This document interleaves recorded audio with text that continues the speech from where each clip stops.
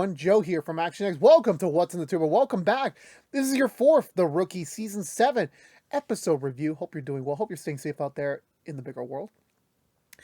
I am reminded of just how much that life can get sucky sometimes. I was trying to watch this episode, and for some reason, my broadcast connector was very slow today, very jittery. So I do apologize if our butchered recap, at least for the first 7 minutes, is even more butchered than usual because I had to reset everything multiple times. I did most of that when we hit the first break, so I kind of already have a flow of what's been going on here with everything else, and what I will say is that from this majority of the episode, it started off a little weak in my opinion. I will admit I was kind of scared going into like the first 15-minute break, and I was like, okay, so I might not be so happy with certain things. I might not. But the way they progressed through the episode, like by the time we reached the end of it, I was honestly generally surprised by it. I will say that it was like a pendulum. It went down, then it went up, and like that sort of thing. Not to say it was a bad episode. Like I will read it was not bad, but I will say that decisions made in the earlier half was a little bit questionable. I did like the fact it kind of felt like a multi-parter, even though it was not advertised to be. And I feel like they did enough in this episode where, you know, it was justifiable to the story, continuously adding it on and kind of building some new interesting wrinkles, so to speak, with the larger season 7 story that they're trying to pivot here.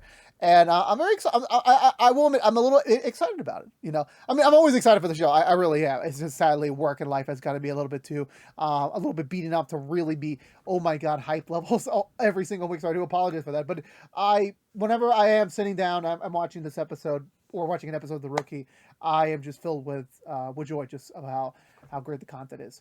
Just to be completely frank with you. And yeah, with that being said, I was very surprised of how fast this episode went from me being a little bit like this could fall on the weaker side for the season so far to then being more like, okay, now I'm a little bit reinvested again. Like they're definitely doing some interesting things this season when it comes to like building out the story that I'm very excited to see how they're gonna progress through it. So with all that being said, let's go for the butcher recap and talk about this week's episode of The Rookie. So we begin with a little bit of a game of house swap. Despite Nolan and Bailey's brief rekindling at the end of last week's episode, sadly, Nolan has gone back to bear protector mode by deciding to have a house swap with Selena and Bailey as the two are switching houses for the week. Selena's staying over at the Nolan residence while Bailey's bunking in with Chen. Which is honestly a little interesting to say the least. It definitely was a little bit weird to kind of see this. I got a little bit scared because, like, it's not like they were ever sending anything up, but, like, seeing Juarez in, like, PJ mode with Nolan. Like, I mean, it's not the first time we've seen it. We've seen it back when she started back in season 5. But for me, I was a little scared, like, okay, are we doing this? I'm like, oh, no. And that was the problem with the whole stuttering thing with the connection on my end is that I was not able to really... be fully in tune what's going on. But I got the gist of it that they're doing the switch to just protect Bailey. Even though they know it took down the security system last episode, he's still being a little bit more precautious on this front. And which kind of is a little counterintuitive because last week Nolan did say like he has to kind of not let Jason lead their lives into like this form of protection and unsafety around them. And then literally in the next episode, he's like, oh yeah, we're gonna switch over. We're like, okay, Selena, you're gonna come live with me for the week, and then Bailey's gonna be bunking with Chen. And I'm just like, that's great. That's just fantastic, to be honest with you. That really is. Bailey's, of course, obviously not comfortable with the idea, even though technically, yes, there is her deranged ex-husband is still on the loose after more than a month, and they're just pretty.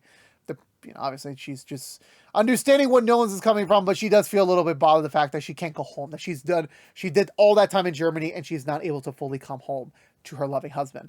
So her own agreement is that, okay, yeah, I'll still kind of keep up with this arrangement, but just please at least bring some of my personal stuff, give it the chance so that at least I have some semblance of normacy while I'm, over here at the other residence. We cut over and back to the station a little bit, just kind of like quick shoot. where Ridley is apologizing for his actions in last week's episode. Well, he's mainly apologizing for him and Penn, but Penn doesn't really believe they should be apologizing for this, considering the fact they are heroes in the eyes of, of everything. But of course, obviously, it's a difference between Ridley and Penn's personalities. That Ridley is being a little bit more like careful in his footing, while Penn is kind of like still a little bit cocky. I think he's kind of reined back a little bit since we started the season a few weeks ago, but definitely he's still kind of holding his own attitude for it. So they go split up. Obviously, Bradford's immediately ready to like drill into Penn a little bit more. So while Chen is trying to still be the best possible temporary TO she can be. However, Ridley gets a little bit interrupted with his personal life as he's getting swarms of texts, because apparently him becoming this social media star as a sort has kind of really it's what's the word? It's he's kind of like boost up his popularity a little bit on the social media space, and Chen's like not quite a little bit like like dial back, we're on the clock here, buddy. Definitely there's a time and place for that. It's just a now. Where do we go from here? I know there's a scene in the cars. I'm just trying to remember exactly. Oh, no, right. We don't go to the scene with the car. We cut over to the DA's office as Wesley's time with Busher has come to an end. It was a nice 3-week period, but sadly, his internal investigation is over. It seems like the station has been restored to decent standards throughout the departments, so he's ready to come back home to the DA's office, where the DA himself, which I still don't know his name. I recognize the actor. I still don't remember his name. After many seasons, but what I can say is that he's gearing up for another election period. His competition shows up to be a little bit more of a shrewd person, trying to get some jabs in, trying to get him to step down prematurely so she can have a nice easy election.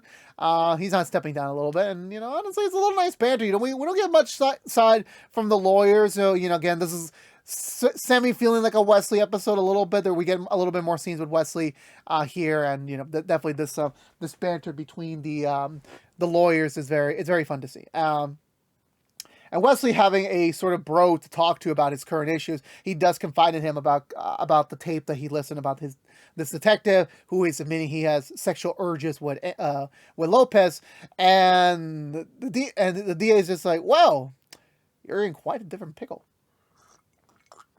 The guy is good looking. He's a very good looking man. But however, he does know Lopez too. She does have qualities of life. She does have morality that he does not believe that she will do anything against the sort that will jeopardize their relationship and their family. But it mainly depends on Wesley himself if he feels comfortable, if he feels morally secured. I forgot what the terminology is. But basically just trying to be like, you're not going to get jealous. Because at the end of the day, obviously your wife is out there. Has a whole other life beyond you. And she's going to be associated with different people on the daily for the next 20, 30 years. So you kind of have to be, put in a position where you kind of have to honor and trust your partner that nothing will happen on the outside. And this is Wesley we're talking about, who is very insecure about that still a little bit. Even after the many weeks where Lopez has kind of like consulted him in the sideline without directly referencing it, he still is very much like, Wesley, there's something you should learn, my friend. Communication. And I know this is a legal gray area, but she is your wife. You need to do it. So we come over to all three PL pairings arriving at the scene of a car crash. It's a multi-car crash causing a back traffic, mile long. They're processing a scene, and apparently this is the first time Juarez actually conducted an analyst a detailed summary of how the car crash goes. Which I'm like, she's been on the job for nearly 11 months, and this is the first time she's been to a car crash. Interesting. So all three pairs arrive to kind of break down the scene, make sure everything's fine. They have a little bit of a brief skirmish with the sheriff's department. And then from there, Nolan gets a call from Bailey, who is just asking for an update about the bags. That's kind of where my signal kind of cuts out a little bit about it. I'm assuming that Nolan was not able to procure the bag in time for the shift start. So sadly, he has nothing to give over to Chen at the end of shift today. So Bailey, feeling a little bit like discomfort by the decides to take matters into her own hands a little bit. So where do we go from here? So I think we go back to breaking down the scene, I believe. I don't think there's anything else I'm missing to be honest. Again, the signal kind of cut in and out, so I'm only going to talk about the car crash scene. If I do forget anything else, I do apologize. So everyone's kind of breaking off. Nolan, Chet, and Bradford are diligently going for the scene while also making sure their boots are doing the proper steps. So like making sure that they're doing the exact step by step to make sure that the records are accurate. With Ridley kind of being a stumbling buffoon at times. Selena trying to help him out, but at the same time, Juarez got to look out for herself right now because, again, she's at the tail end of her training. She can't be babysitting around the new rookies. And Penn is kind of just watching from a distance, just like kind of being a little bit smug about everything. He's just making sure everything's fine. He finds a gun in the glove compartment, but he completely fails to acknowledge it. And once Ridley kind of separates from Juarez for a moment, Penn makes a snide comment to Ridley, and they kind of get into it a little bit, which I'm like, okay, that's a little bit weird considering the fact last week y'all were like kind of leaning towards the bro side, now you're kind of leaning towards the rival side. So that's like one of my what was the reasons I was like kind of feeling iffy about this episode. Kind of feels like, we don't have a real balance between them yet, even like 4 weeks in.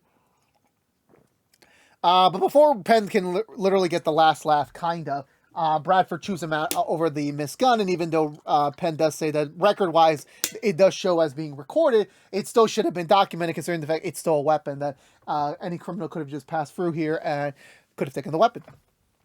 However, things are completely stopped over when they investigate the last car in the lineup, which did not have its driver ID'd or anything, or at least not ID'd, at least fully questioned and checked on what the heck happened over here. But when they look in the trunk, they find a captive woman who is bound up and has been assaulted. Not like physically assaulted in the head and everything. So immediately call ambulance. Nolan's going riding with her to comfort her, and she does admit that she was approached by a dude. He knocked her out. They drove around for a while, not quite sure what was really going on. Then the car crash happened, and obviously the rest of the events follow. I apologize. There's fireworks in my area. I don't know why. It's very loud. I do apologize for the audio listeners. I do apologize. There's nothing I can do about this. I really do not know what's going on over there.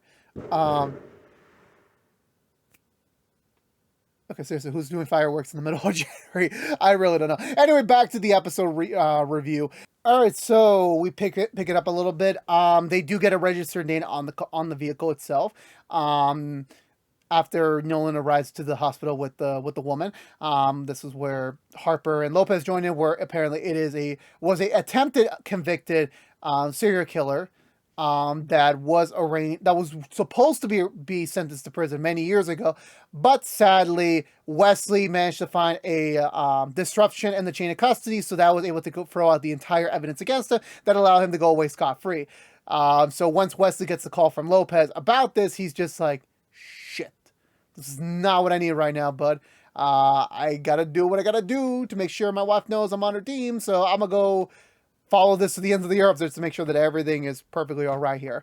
I don't believe we cut back to the TO pairings for a bit. I don't believe so. I completely forgot what happened between them right now. I think we just followed the gold line path with this matter. So while Harper and Lopez go on to trail this a little bit further, Nolan and Juarez are keeping an eye on Bailey's location, which apparently Nolan set up one of the officers to kind of be her security for the day, just to make sure no one suspicious, such as Jason, decides to show up on anything. But Bailey decides to go rogue a little bit, leaving the apartment. The guy tries to trail her, but sadly he gets blocked in by a UPS driver. What can Brown do for you? Let's just say that much. Bailey heads off. Nolan and Juarez try to contact her, but she doesn't pick up her phone. They try to just follow her via GPS, trying to see what the heck's going on with that. And we'll cut back to them in a minute.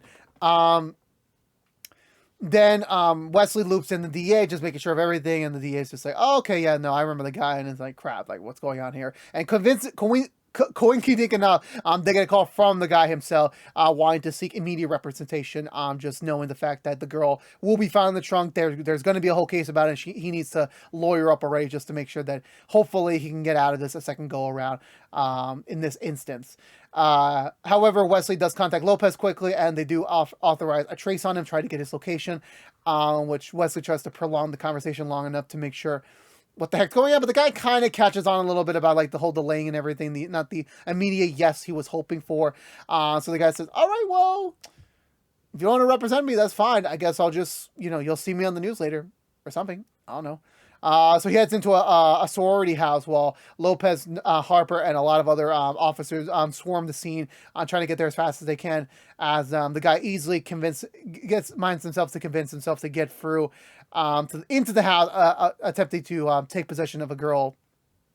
In the meantime, thankfully Harper, Lopez show up in the nick time. However, they were not really needed as all the sorority girls attempted to attack and actually really do some damage.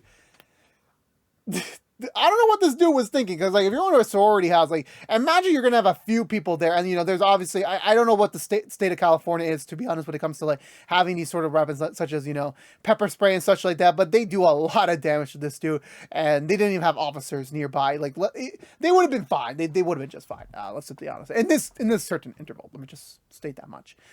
So they managed to arrest to arrest the guy. Everyone's kind of like trying to clear out the area, trying to make this a nice, easy case. Wesley kind of having an episode where he's worried because, somehow is one of the sad slopes of his job that he defended someone he knows is guilty, but he's just doing his job by trying to protect them at the time. And now there's a possibility he may kill someone again because he was not able to properly do what was the right thing by getting this guy convicted. But thankfully, all was well. Everything got through. And so thankfully the guy's in custody. They're immediately going back to the station to question him and hopefully putting a bet to that. We cut over back to the fire station in Bailey's workplace, where the same assassin from last episode shows back up. So he didn't escape. He just donned the new aliens and everything. But thankfully, Bailey, using her experience in the armed forces, I believe, or the Navy, I forgot exactly what line of work she went into previously before joining the firefighters, but she manages to get the drop on him and trying to get him to confess what the heck's going on. And he does admit the same thing he told to Nolan, where like, hey, look, I'm not here for you. I'm just here to find out where Jason is. I just thought maybe if he was going to go hunt you down, then maybe I can go find him, in the same area. At least that was his thinking process on it, now that Bailey's back in town. But he says, I'm not here I won't kill you. I totally understand, and I'm willing to help you. I'm going to give you a number. Don't try to trace it. Don't try to make some sort of connection with the PD. You will not find me. But I will be able to get in. You will be able to get in touch with me through this number if you have any leads on Jason's location, which Bailey does take while Milando, I think that's his assassin name, drives off. Nolan Juarez arriving just slowly behind her, just to make sure she's okay. And also Nolan's just like, why did you get away? Why did you break the formation? Well, why did you do that? And slowly Bailey went from understanding to like, wait a minute, you were surveilling me, you were watching me, and Juarez immediately like, I'm gonna go back to the car. I'll see you guys later. And just like, great, Nolan, great. First domestic dispute of the marriage. Congratulations, Nolan. So Nolan and Juarez drop back off. Bailey back at the station just for her safety, even though Bailey's still kind of ticked about it. And Gray reassigns them to go handle another thing related to the serial killer offensive. While Nolan begs Gray, just watch Bailey. And Gray's like, it's a grown-ass woman. I ain't gonna watch it. And I'm just, I love you, Gray. I love you so much.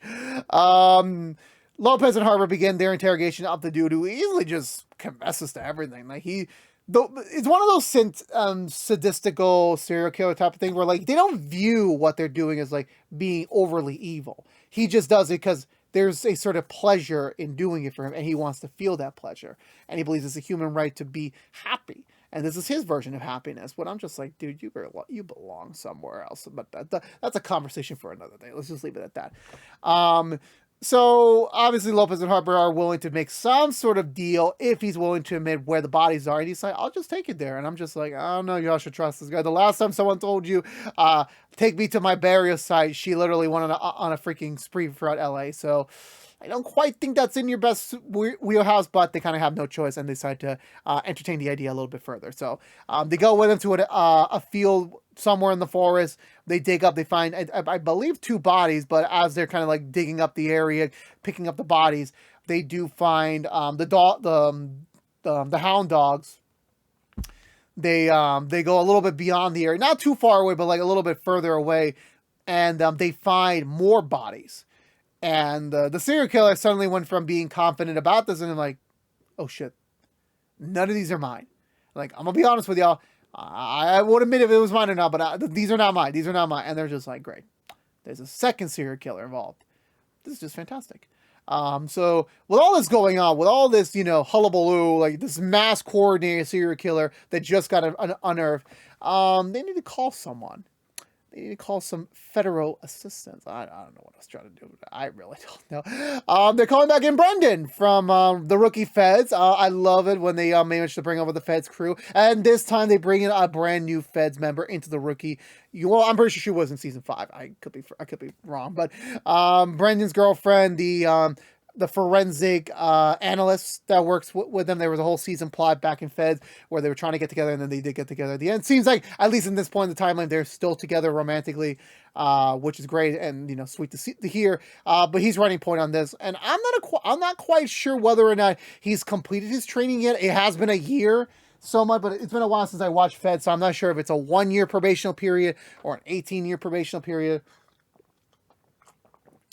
I completely forgot where exactly we were at with this, but for what I do remember is that I want to say Brendan's an official agent now, considering the fact he doesn't have Laura next to her. I believe that was his partner's name, his supervising agent. I don't believe they're together. I think he probably graduated, which is like great news, and also that means must be Simone probably also passed too, so that's all great. I'm just waiting for Niecy Nash-Besh to come back. I'm just waiting. They gotta bring her back at some point. Like, come on, like.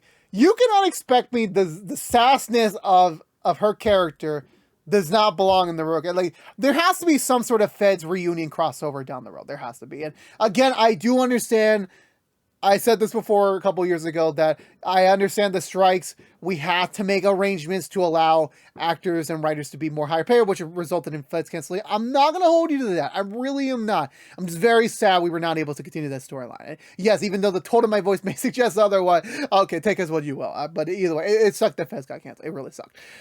So Brendan's kind of running points on this from the Feds perspective, and they're trying to figure out this connection with this second serial killer, trying to figure out what's going on, considering the fact they have the same MO, the same dumping ground. Like, it's just all too coincidental to not be the same dude, but the guy is also very much a self-emitter. So definitely this would be something that he would want to fully explore, as, admitting that he did do this. He wants to take credit for it. So instead of letting the Feds guy kind of handle this, both Chen and Quarry's kind of pieced together the fact that there must be something going on. There must be a different angle they can explore, and one of the angles definitely that they looked upon was the fact that this is where Wesley comes in, trying to be more of a good Samaritan right now, in which he tells them that while he was doing his original profile many years ago on the guy, it turns out he self-admitted to a mental institution at the age of 15. So definitely that would be a good place to start if there is any potential copycats out there. So from there, I'm just making sure my audio is fine. I do apologize. So from there, Lopez and Juarez, Lopez and Harper go off on a solo investigation against the facility, trying to get the records, and the person in charge is being a little bit of a screw ass, but she does eventually submit and say, okay, I'll get you the files, but it'll be a while. I have to dig them up, find them. It's been ages, so please give me a little bit. So while they await for the records to be pulled, they find this eerily creepy off-site facility right across the street with the same bags from the murder victim. So this is enough probable cause for Harper and Lopez to go in there and take a look on it. I'm trying to remember if we get any other scenes with anyone else. All right, there was a whole scene that I completely omitted from earlier before we even got the arrest, where Bradford, Chen, and the new rookies are investigating the house of the guy that they arrested first. And it's a little bit weird. It's like a lot of teenage girl stuff in a grown man's house, so it's kind of weird what's going on here. And we kind of get independent scenes where like Penn is talking to Bradford about his actions earlier with the canvassing, and Bradford kind of just still being a little bit hard on him as always. And Chen asking a bit of a question to Ridley, as when Ridley and Penn were talking to the side, Ridley did mention that his girlfriend died in a car accident when just a couple weeks ago he told Chen that his girlfriend died of a drug overdose, which kind of, is a bit weird considering the fact that one version doesn't match the other. And as much as he did say, oh yeah, like both of my, like it's a convenient that both of my girlfriends die within a very close proximity to it. It's like bad luck. I really don't know 100% what's going on with that. But we'll come back to that a little bit later on. So from there, I want to say this is really a long day for them. I really have. I don't even think they hit lunchtime yet. Yeah, so Harper and Lopez go further into the building. This is a scene out of a horror movie, and I'm gonna say kudos to the production team, kudos to the camera, to the cinematographers, kudos to everyone involved in making this particular scene. I really thought this was from a movie, and maybe I'm being too over the hamper. I'm really am, but like when I've watched a lot of TV shows to know when something is being filmed like a TV budget and some stuff are being filmed like a movie. This felt like just the additional angle, the mood lighting and everything. This was really well done. This was really, really well done. That this was like a scene out of a horror movie at some point, which I'm like, this is so freaking cool. The fact that they were able to put this in a regular episode of television for The Rookie. Like, again, same thing I said from the last few episodes. They're trying to remind us that they can still innovate and still keep things fresh. And this was one of those moments. They head deeper into the bowels of the building. They do find a mysterious shadow, and then they find a dude who's clearly a victim. He's been tortured. He's been, violated. And Lopez goes upstairs with him to await ambulance services while Harper decides to go in to get the other dude, which I'm just like, oh no. Like, rule number one when it comes to any horror themed situation, you don't split up. You really don't split up, because no matter if you're the strong guy or you're the weak guy, no matter what happens, you are going to get attacked. And again, kudos to the cinematography. The scene where Harper's going into like one of the testing rooms, seeing all the damage that's been done, all the broken used needles. This is just like a scene from a gory film. And just the way they're like teasing the second serial killer, but they never show that individual's face, but just how close he was to Harper. It's just like, it honestly really sent out some shivers. It really did. He does paralyze Harper with an agent. Harper does go down for the count. She does lose her gun as she's trying to regain mobility, and obviously we're just hoping to God they don't kill off Harper here. But thankfully she has a second concealed gun in her shoe, and she manages to shoot away the assailant while she's obviously just completely unable to move right now. Thankfully Lopez comes downstairs, consoles her, and immediately calls for backup. Okay, whatever this guy is, we'll catch him another day. Right now we just need to get you to a hospital to get fixed up. So from there, we cut up to the hospital. Thankfully, Harper's all right. It's just a temporary paralyzing agent. It'll run through her body out of it momentarily. James is on the way, and Lopez just gives her a hug. And I really don't know what's going on with this. I gotta fix this wall. I don't know. It's like I think the humidity here is just completely. Oh, regardless of what the case might be, I apologize for that. It was just a nice scene between Lopez and Harper where, when we immediately began with them in season 2, immediately complete opposites, didn't want to get along with each other. Then as we progress through the season and progress through them as characters, seeing them, actually become friends and now become, really close friends, close confidants. That it's a very unique sign when a work acquaintance becomes your friend and then they come over to your house. That's like a really big step. I don't think I've ever had that. Well, maybe one time in my life. Maybe one time. So, at least for the moment, the serial killer angle's done for the day. There really is nothing they can do. The guy's in the win already. And they're just counting their blessings that, no one else got hurt in the meantime. And that they at least did save 2 people today. They saved people today. So, 2 people are not dead because of their actions today. So yeah, we're wrapping up the day. Nolan is about to clock out. Gray calls him in, just letting him know that good news on the Jason front. Apparently, Jason has been spotted in Detroit. Not considerably far away from LA, but he is a sign he's heading east. He's trying to get away from LA. He's trying to get away from the assassin, which is a good sign for Nolan and Bailey. However, Gray does remind Nolan. Even Nolan catches on again. Nolan being a smart dude, just having bad execution. That even though you care about your wife, Bailey is a grown woman. She is more than capable of taking care of herself. All you need to do is just be a supportive husband and just to be there. That's all you need to do. And this is why Gray is just the daddy of the group, the father of the group. Let me rephrase that. Penn is wrapping up his shift while Bradford gives him another Tim test, and Penn does thank Bradford for all this because he understands why Bradford's doing this, and it's not just to be hard on him, it's just to make him a better cop and to invest in his development. And, you know, Bradford kind of like wanted to acknowledge him, and he's just like, you're dismissed. And I'm like, okay, we'll just leave it on there. I'm trying if we have anything else to cover. I know there's a scene between Wesley and the DA where, you know, despite everything that's happened in the last 24 hours, you know, thankfully they did get the serial killer that they were supposed to put away years ago, now firmly behind bars. And that kind of got Wesley's mind off the whole detective having a crush on Angela thing. So that was a plus for them, to be honest with you. Bradford is enjoying his time off, drinking a beer at home with Kojo, and Chen shows up into the door. Not for the way you think, don't worry about that, but Chen is raising her concern about Ridley, considering the fact that he's kind of not been forthcoming with two of his girlfriends, maybe, or being caught in a lie. And Bradford tries to, you know, comfort her a bit, just saying, hey, look, you know, there's a great vetting process. We do very thorough back checks, the interview, like there is a very low probability that this guy is someone. But again, you know, they had a lot of bad people in their ranks not too long ago. So wouldn't be out of the question if, you know, trying to be proactive to see if there is something wrong with this guy. But Bradford just lets her know that, okay, I think you should be fine. I think it's just the heebie-jeebies. Bradford, the Kojo comes in to greet his former mama. It's very sweet, little reunion between them. Bradford tries to invite her in for some dinner, trying to catch up, and Chen's like, no, now gotta toe the boundaries. We're not a couple anymore. We're gonna just be co-workers that happens to be friends, but that's it, no more. And I can tell Bradford's hard that it does hurt. It does hurt him, and I'm just like, I'm still lost where we're going with this one. Like, I thought the whole point was for Bradford to get better, and then Bradford went to the shrink, but then the shrink turned out to be evil. So like, I'm just so confused where we're at with this one. I mean, someone can please explain that to me. I really don't know what's going on.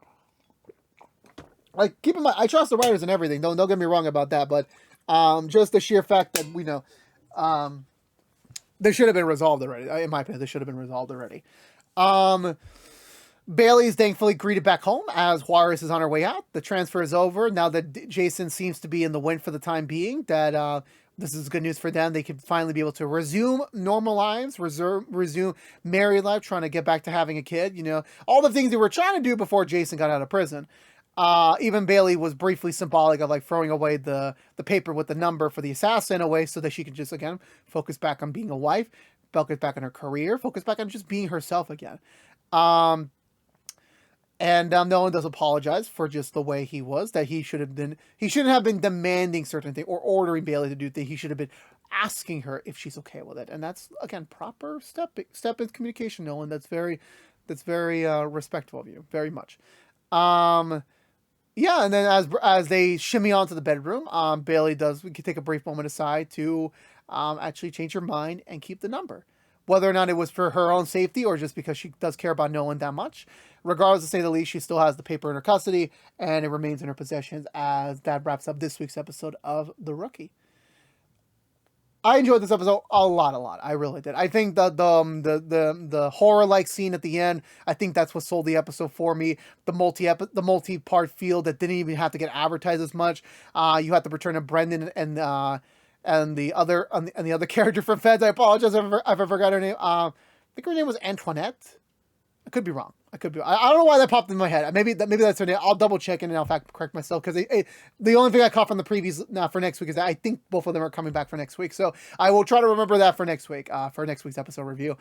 I love that we're kind of being a little bit more different with the rookies, you know, definitely giving Ridley a little bit more of like a question mark, similar to kind of like, you know, Aaron for a tad bit a few seasons ago.